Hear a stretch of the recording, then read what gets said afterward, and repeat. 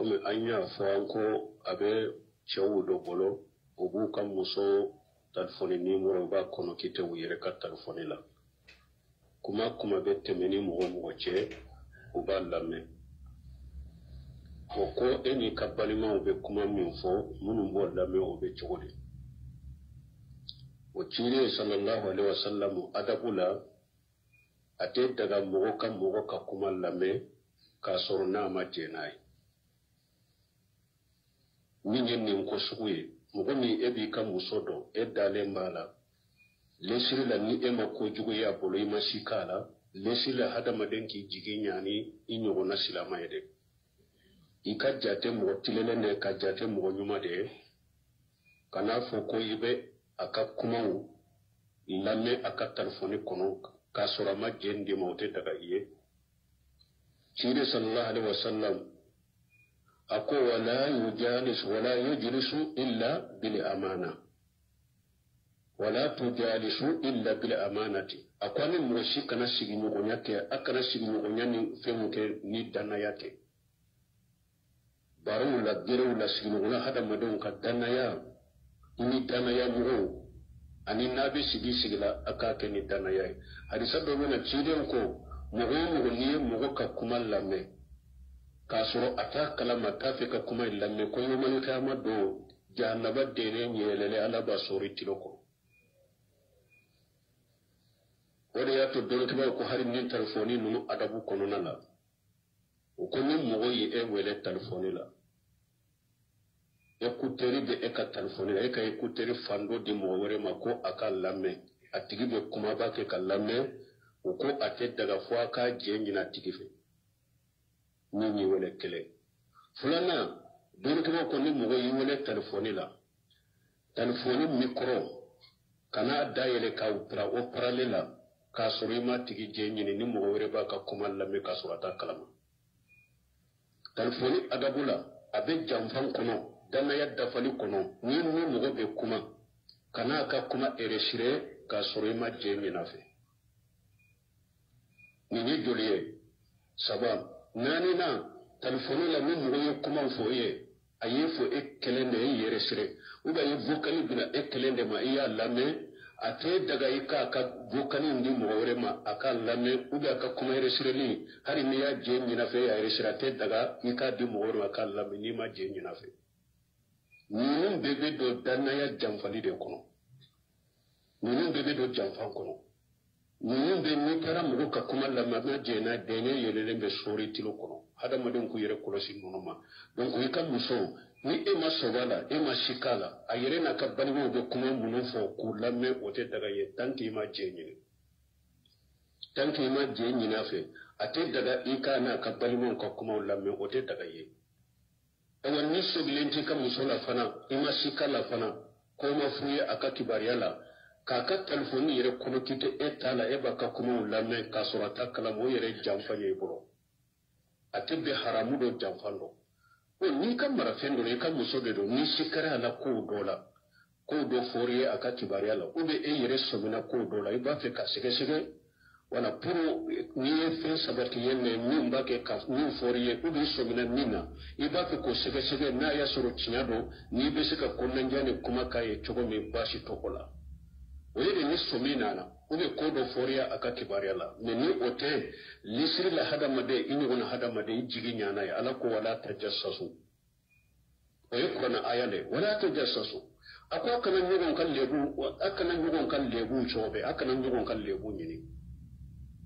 jakwa ngata karsaka kuma foto wani mugo munbe kuma nku lamme ikana ki hadisa do nana chiden ko mugo munu nawli manani ane unye ni limani ya madwa duskun kono akana tugu silamu kan lebu chiden ko mugo ni e bake ka tugu silama kan lebu de ko ka kan lebu ni dro ka fo ka cari ako ala fana be tugu e fana kan lebu ko ako ni ala fana tugura e kan lebu ko abi malo ya fo ibba so kono fo ibba ka salon kono ala beti malo ya la tatatabbu awrat almuslimina akana silama kan lura kana tugu ko kan lebu ni de ciden ko ni tugura silama kan lebura ka ni tora wala ala fana be tuwe fana lebu ko ni ala fana tugura e ko ikan lebula bi malu ya fo i ba ka soko ala kan tisala kan tanga donc ni ko sugo hada ma don ko yero ko suma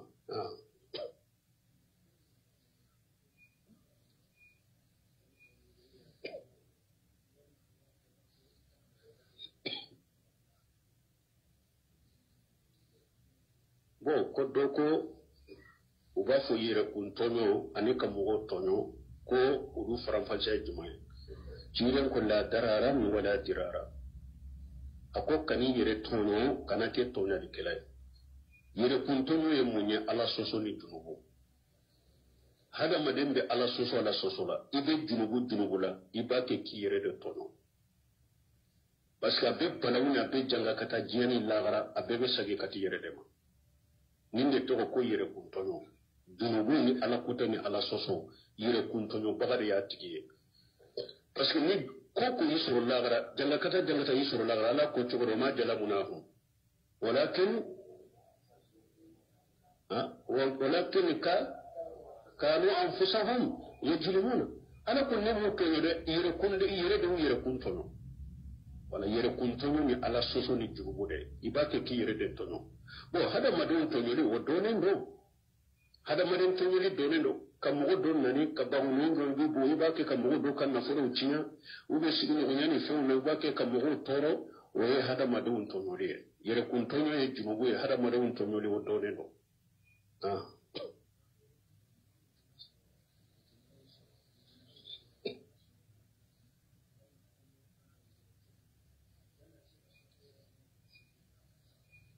bon ko ni mɔgɔ min koloci de bɛ e la bon ni sumaya b'e la b'a la i tɛ se ka ko bon e fana n'i ka muso jɛra janaba y'i sɔrɔ yala i bɛ se ka nɔgɔ ko ka bɔ i yɛrɛ la ka saliji ta ka sali wa ayi saliji tɛ se ka janaba pilasi ta dɔnnikɛlaw y'a yira ayaw y'a yira hadisa faman lam tajid ma fa in lam tajid ma fatayammamu shahidan tayyiba janaba n'a bɛ mɔgɔ la ji t'i bolo n'i bɛ kɔ ou bien bana dɔ bɛ yen ou bien nɛnɛ gɛlɛn dɔ bɛ yen i tɛ se k'o kɔ darura dɔ bɛ yen kɔni i tɛ se k'o kɔ i bɛ tayammamu de kɛ tayammamu de bɛ janaba ko ni pilasi ta saliji ta ta dɛ hali ni ji b'i bolo i tɛ saliji ta dɛ n'i ye saliji ta ka sali sage sali kan a tɛ ɲa saliji tɛ se ka janaba pilasi ta min bɛ janaba pilasi ta tayammamu de don n'i ma ji sɔrɔ de ka ko tayammamu kɛ ka sali bon ni nɛnɛ de b'a la i tɛ se ka ko ou bien min filɛ k'a fɔ kɔnɔci b'i la i tɛ se ka ko i bɛ tayammamu de kɛ ka sali ni tile bɔra i bɛ se ka ko wagati min i bɛ janaba ko sali sagili tɛ kan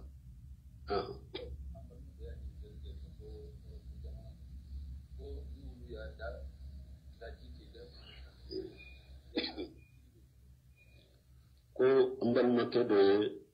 ɲininkali kɛ ka bɔ Europe jamana kan ko ni olu ye daji ko i ka fini la i b'a kɛ cogo di a ko siɲɛ 7 olu ye a nɛn kɛ e la o a y'a nɛn kɛ minɛn kɔnɔ a y'a k'i ka fini la o i b'a ko siɲɛ 7 siɲɛ fɔlɔ i bɛ bɔgɔ k'a la bɔgɔ kɛ k'a tɛrɛkɛ ni hali bɔgɔ tɛ yɔrɔ min i bɛ sabunɛ k'a la k'a kɛ siɲɛ fɔlɔ la donc i bɛ 6 in tɔ kɛ o kɔfɛ siɲɛ 7 i b'a kɔ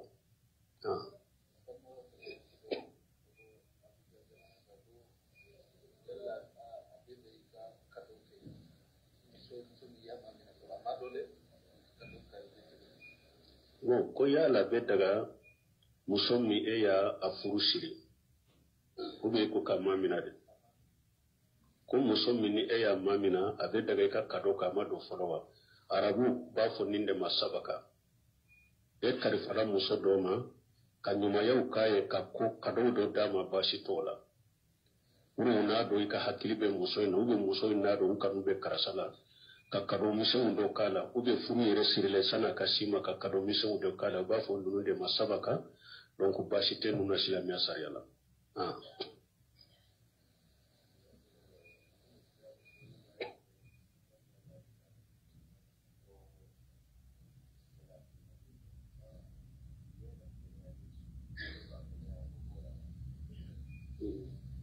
bon koni ciden ko ni mo minye yoro furallahi do ta ale abe arjanna garanti taye ne ani ika kursi jala ko yala ne ka jeneya o sembala ne be junubu de kedo lanyini do ni ne kolosi fenwo fenye junubu kuma de ni ne mafo kabla katanani ni juguma wo korofoli wuyo galentige wo nemima ya wuyo bo ne ka jena wali muso kuma nyogonya ni damu nyini ni fenye ni bede ba kono na ko ni kan ne garanti tale ni ndi dawolo fulani nyogonje ni ye garanti ta ne kuibo kolosi ani min bi sen fulani nyogonje ni mo min yen nim fula gari tale ko ale fana be arjanna garanti taye ni junubu bede ba kono junubu bo foni ne abe ba kono ni fela fana jene ya de ba kono alluwati ba kono ni fela fana be junubu de ke o bede be hadisa won kono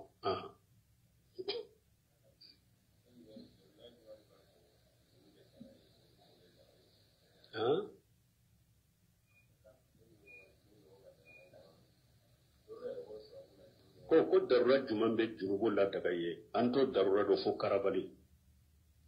de be junubu do kele daga illa man ukriha wa ghalibuhu mutamain bil iman ni enana mo be mo yumi na kadro puteli takadima ni man ni si sambi fa e yere bado fana mun ni fo bi fa fana fo te bola adagarai ka dolo imi junubu tewa na adagarai ka mi karabali bolo kama na ka suru dusukun akonyele mi dusukun kono donc karabali de be junubu kele da daga moye ni karabala ni bogoliye ube karaba ni man nin kambi fa ube ni man ninke donc ambi kan na folo tinya sisa ube eni kan muso be nyogon fala kan kisama ni man nin ko suru kambi kan muso mina sisa ka jia no fe nyana lo nunu mi karabali de nunu na nyogona tesira ke mola ni bese ki munyu jode donc abe daga ika junubu ko nunu ko soka me aka soro ika junubu ika dusuku junubu ko ni alibe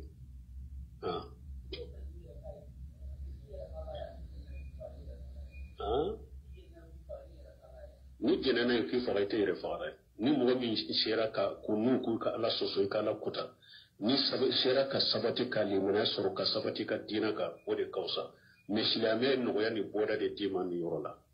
ni mo ko be sabati ni ta ala soso na la kuta nke na bin fara kin fara nu yin fara basi tika bilali yo no nake bilali maso uko ma ahadu uko ma hubali aka ko borifo amaso ako ahadu yilla jaba sugu be daka fonye ewa abubakar shidiya asoro la halala kasa ubolo kakan horoya ani abdullah bin hudayfa ya mi wonake mun kasir ba no ti aya in tafsir la illa man ukriha wa ghalibuhu mutamainu bil iman ani kale bolo ciden ka sebo kale bolo tara jamana do de la masake do ya mina ana ka jama masake ko sisa ko aka bo ciden ka dina kono aka umurti ka bo ciden ka dina kono ko ba aka maratila ce dama akwai kan maratila ce tede ni hari bore kan marabela kunne ka bo ciden ka dina mun ka dina kono te bo ayado kasola ka dumuni tigala to folo la folo aya baga kata jo yoro dola ka biye filila udon wole ku ka biye ka fuye duguma ko yere ke ko be biye filama ka faga me ka biye nunu be biya shenko ka baga pura be bo wi oke ama ko la jula yere taw aya do kasola adoni kasola ye dumuni tigala tile saba jite dama dumuni te dama tile saba na dafale akon le sogoni dolo ko o doaka wale bado akadina la nunu haramu yara boro abudu annan sago do sorala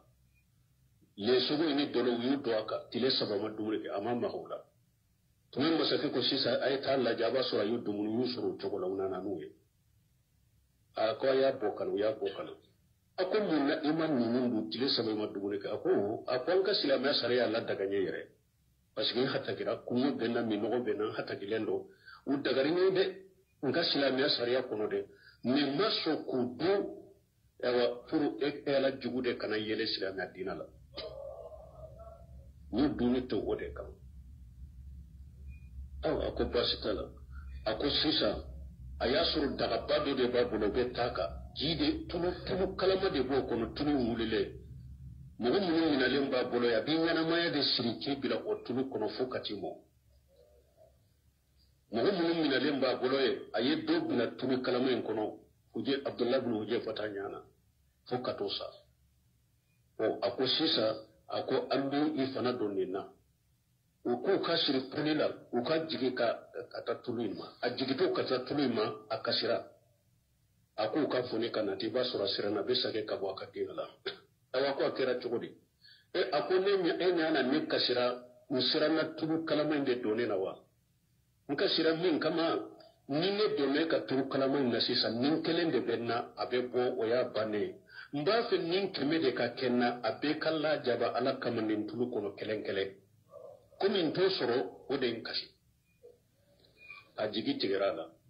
a ko sisa cogoya tɛ nin ta la a ko n b'i bila ko ne kelen tɛ bila dɛ silama b'i bolo yan i b'a bɛɛ de bila ne kelen tɛ bila dɛ silama bilalen b'i bolo yan fo ka bɛɛ bila a ko n b'a bɛɛ bila mɛ i b'i kunkolo embarrassé dɛ a ko n b'o kɛ parce que silama minnu bɛ yan olu ka masala bɔra pour olu ka bɔ a y'a kun embrassé a y'a ni silama bɛɛ bila unale Abdullah ibn Huzaifa Umaru tirelero a ye nin lakali Umar ibn Khattab ye awo Umaru ko Abdullah ibn Huzaifa a kun ni embrasseli kaka bɛɛ ka wuli a ka kun embrassé ni Umaru fɔlɔ b'a kɛ Umaru fɔlɔ y'a embrassé sɛbɔ tɔ y'a embrassé bunkasiri bɛ nin nati ni min sera ka sabati ta ka fo ka t'i faga o de ka ɲi min ni mɔgɔ min wuli mana no sabati tɛ mɔgɔ min na de sira diri ma nɔya dira i ma i bɛ se ka junubu in kɛ mɛ a ka sɔrɔ i dusu ka kɔniyalen b'a kɔnɔ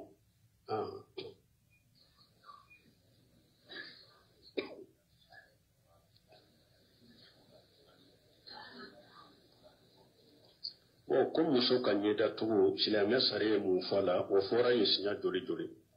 an y'o fɔ tafsiri kɔnɔ an y'o fɔ ɲininkaliw kɔnɔ an ko dɔnnikɛlaw ka kuma sahale muso ka niqabu ye wajibi de ko min furula ni min ma furu tant que baliguyara furu ko tɛ dɛ ni muso kɔni baliguyara kaba awa i furula i ma furu o niqabu k'i ɲɛ da togo wajibi do i kan dɔnnikɛlaw ka kuma sahale na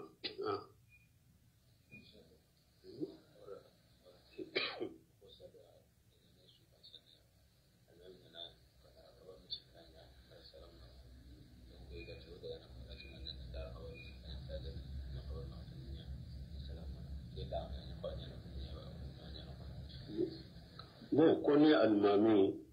a ye su ka salli kɛ a ye kabaru saba de kɛ ka ɲina ka salamu bila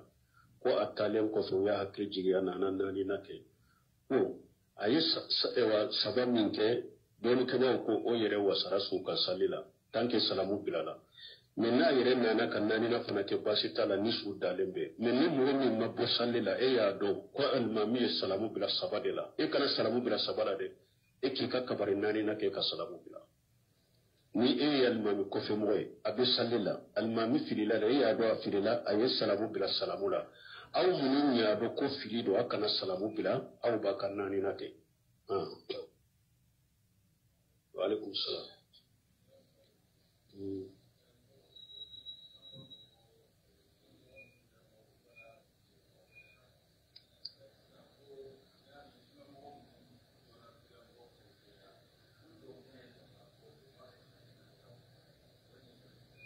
kita to kelena bo la hawla wala quwwata illa billah ni yen ni kalim min ke parce que nim ba fon ni kalim do tu jabi bo chamu ba ke kamisa sinati ko ni kalim do be posé ba fon ten ni jabi mu du ta ni kalim sugu mi do ko e wa sunna mo ni bida mo ka fara tonga ko u ko tebe ko chugode ko be jemina ko dina ko te jamuna ko do ni masaila sugu tinyala ni nyinin kalite ani ni te shira dina dogodila dinda do ni masaila sugu la parce que ni mo sunna karamu bawla u ka kitabu sege segeli la ani sigira munun koro ani mun yin karin mun jabi ko mu ye kalande ne ni karamo batiye nin ko suguti ka koy nin ko suguti ka koy nin ko sugu ka sagi kata ulama ni akbar doni ke ba bele bele bawde kuma yenni ne ni kalande ne eta ka ke ibe se ka silamu nafani doni charili minye ani dawa minye ni bidia bangale minye ibe se ka arabuke oka ko bali kasko wele ke kata sunnama ka wele ke kata tawhidima minye shirku ye ko lagbo se ko ko kare ka bidia lagbo se ko ko kare ni bidia bangale munye ko ko kare karaduku ka e ka baraka kenu ye ka silamu nafa ni ko sugu ye ko o kato doni ke ba bawbolo ni min fulen kan min fo وبيلي جابري أن ينكرني نقولنا نيني المغرب مروكو ديا نينكا وبيلي جابري أي رسالة دو دلان نينكا كو الحد الفاصل في التعامل بين أهل السنة وأهل البدع كتابون تقول فرنيني أكاسف لما يربي إريك لنكو marokan do da ya wolo ba ke kan yinin ka bidiya mu ka bara ke nyogo nyala ako ka setu kono ako bidiya mu ka bara ke nyogo nya betila ka tatila horo mafula ano kaje ka dina barake abe baroke nyogo fe addo membe nyogo na afar lembe nyogo ka abe dina barake nyogo fe ako tebe ako otebe sunna mu ni bidiya mu kaje o chogola akon min ne da'iratul hukumiyya abi jamana mun kono awla jarabila ni bidiyatu ni bidiya jama'atu awla jarabila anu bede be jamana kelen kono jamana ka huruba yuru min na be nyugo soroye ni ne awan misiri kono na unne ni ne kala nyuru ya kono so mi ne madrasa so ye na la jarabila anu be nyugo soroye akano oto ubolo da'iratul hukumiyya ni jamana de abdeye jamana dewnye famo ka bara yoro ni famo ka huruba yoro munun be akano oto bidia mo bolo hari nani ni ni soro o yoro la akana to oto bolo akana o yoro to bolo ni mo la jarabilay dina ko anu te seko ke ni dairatul hukumiyya ajjelembe kala yoro munun ajjelembe muslimun na ucho aten munun to bolo ko pasiko bidia mo ni famula Sheikh Albani fana ko tumamu ya nyininka bidiya mo ni sunna mo ka barake non ako tuya fula de do ako muamalatu be ako minni mujalasatu musadaqatu o fana be anni bidiya mo ka jago do ke nyugo fe ni bidiya mo ku be nina ini nyugo na sunna mo hari jinya bara ni jinya jago ni jinya ko mara sai ni nyugo na sunna mo ka ke nyugo fore kani ni o masro ni bidiya mo de bida jama grupo do de nene ne bitike ba bolo sanni fere ka do ina che ne fere nyonya kanina che ube dia bara nyonya do kanina che ako ba tama ayo misali yake ako chide nyire ye yahuda bara nyonya chide ne yahuda tumbe bara ke nyonya fe chide fatura ka kan ne be bloki tu yahuda bolo garantila ako ali ibn abi talib ye bara ke kafiriye ka jibo kafiriye kolon kono kafiri basara jinsule kelen kele jire wa jinsule kelen kele fale kablo kono na tamaro denkele ko aliyo o barake kafiri abasa donc ko mini ni muamalati su waka jiya kolon ko wala ako batama dawrani haju koso obe daga iye ni mini mujalasatu o musadaqatu ka kinka baro nyogoy ka kinka gire nyogoy ka kinka tere nyogoy ina be bode tebe o famura o sugu de tebe ala be ko ni kalira afamura boro ni na be jamana kono abe de kaka jamana ka huruba yoro ato tu boro ni dole ke ba ko siga sele tele fulana ni jiya ka baraka nyogonya ni darwani haji ya shama bashi tala ina ko ke ni tebbe ko be dina ko ke nyogo fe ube mujalasatu o musadaqatu triya ka dina che sigi nyogonya ka dina che baro nyogonya ka dina che o tebbe وتبدو السنة مغني بدا مغني نغنشي من كان فرو جابوا لي